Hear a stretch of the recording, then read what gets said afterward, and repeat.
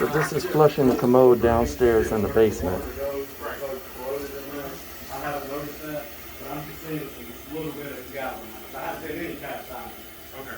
The cast iron will be black, big black stuff. Galvanized is kind of like a gray color.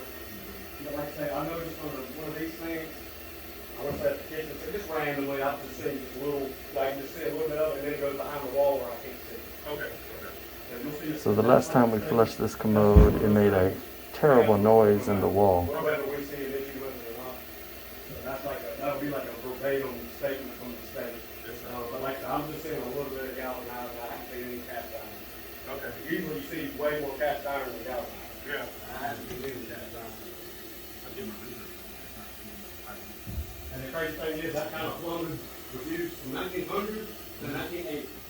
Yeah. So you know, like 8 decades, so I see it every day. Yeah. And like I say, you'll see a whole heck of a lot more of it. So I hate to put that statement in the report just to see a little bit of it, but Yeah. usually you see a lot of it down here.